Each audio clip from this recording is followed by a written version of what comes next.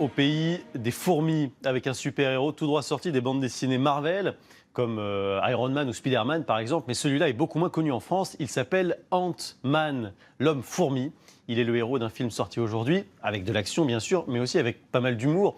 La preuve, c'est à Fourmi, justement dans le Nord, que s'est déroulée l'avant-première. Réaction des spectateurs avec Marion Fiat, Sébastien Ambert et Sofiane Yassine.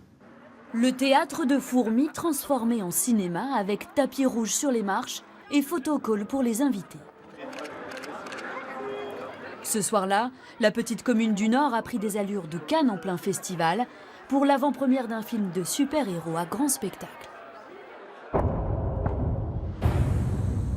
Imaginez un soldat.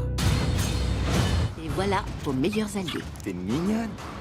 C'est l'histoire d'un jeune homme qui, grâce à un costume au super pouvoir, réussit à rétrécir pour obtenir la taille d'un insecte. Ant-Man, c'est l'homme fourmi, d'où le clin d'œil de Disney, qui a tout spécialement choisi la ville du même nom pour lancer le film en France. Un honneur dont les fourmisiens sont très fiers, à commencer par Monsieur le maire. Après Los Angeles, Londres, Fourmi et après Paris.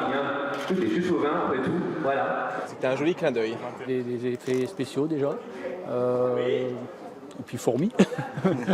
Et avec tous les ingrédients des films de super-héros, suspense, méchant, casting de rêve comme Michael Douglas, Ant-Man a été accueilli chaleureusement par ses tout premiers spectateurs.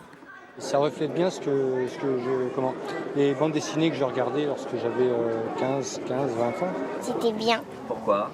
Parce que il y avait du suspense.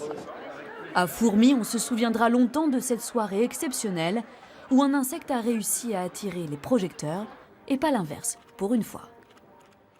Une image de la cérémonie organisée en